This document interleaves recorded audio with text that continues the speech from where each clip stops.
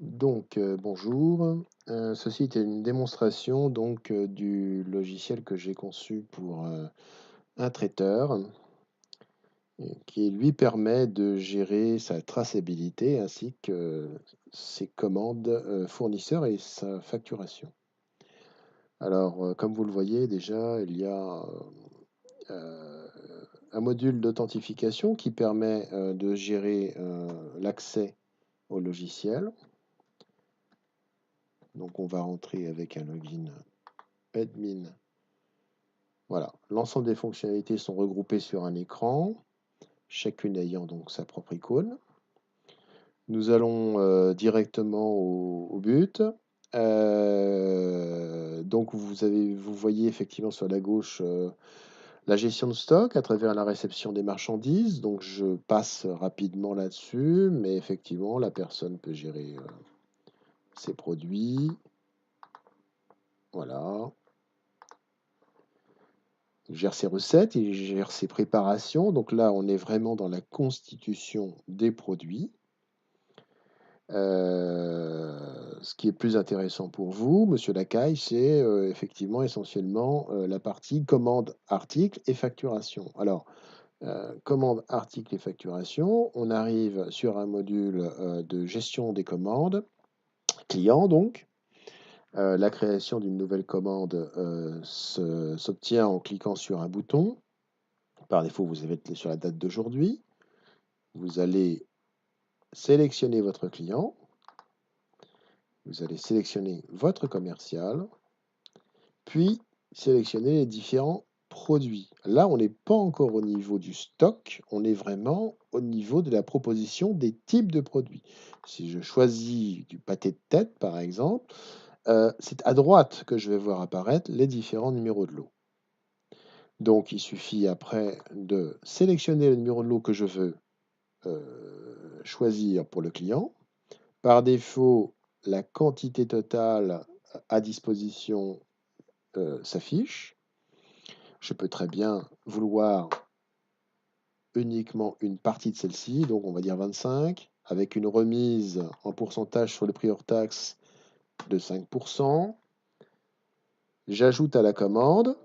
Alors là, effectivement, c'est juste que il faut que je précise certaines informations sur le produit qui n'ont pas été renseignées, donc je vais le faire. Je mets n'importe quoi, 5,20 €, taux de TVA à 20, je ferme et je réitère ma demande. Voilà. Et là, vous voyez, dans la liste s'affiche effectivement mon choix de pâté de tête du numéro de lot 17128 pour une quantité de 25. Et vous avez toute la terminologie en termes de coûts, la TVA, hors taxe, TTC, etc. Les totaux s'affichent automatiquement. Je peux rajouter autant de produits que je veux dans la même commande, bien entendu. Prenons les rillettes d'ablette aux olives. Je vérifie du coup, a priori, si le prix unitaire est renseigné, ce qui n'est pas le cas. Voilà. Je mets n'importe quoi, encore une fois. J'ai toujours mes numéros de lot à côté qui s'affichent. Voilà, je vais prendre celui-là, je vais tout prendre. Je ne mets pas de remise pour ce produit et j'ajoute à la commande. Ma commande se peaufine. J'ai actuellement 2 articles. Les totaux sont mis à jour. Voilà. Puis je valide. Une fois la validation établie, le numéro est généré automatiquement. Vous voyez BL31. Et à partir de ce moment-là, je peux l'éditer. Avec le petit bouton d'impression, j'obtiens mon document directement. Voilà, à l'entête, avec les totaux, absolument tout formaté. Je peux revenir sur la commande plusieurs fois, je peux la modifier autant de fois que je veux, en faisant bien attention à la valider à chaque fois, de façon à conserver les modifications.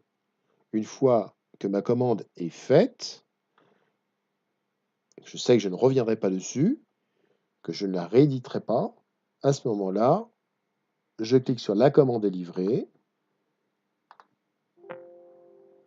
et de ce fait, elle ne sera plus jamais modifiable. Vous voyez, toutes les parties de remplissage sont grisées.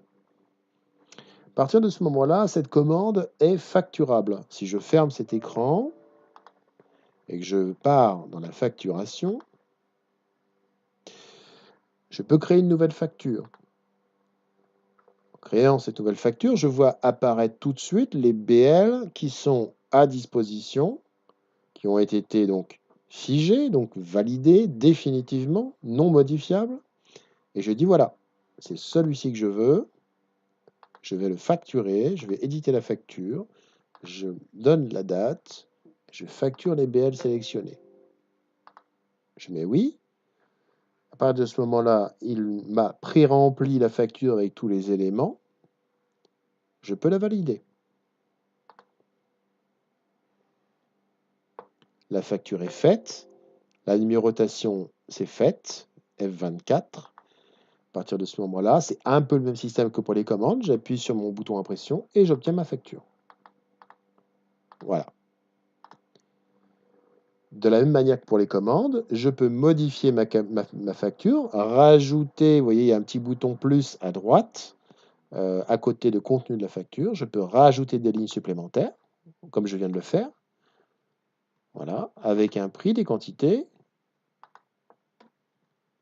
Les calculs se font automatiquement, ainsi que les totaux. Par contre, je valide à chaque fois pour m'assurer que mes modifications ont bien été prises en compte. Je n'ai plus qu'à rééditer ma facture.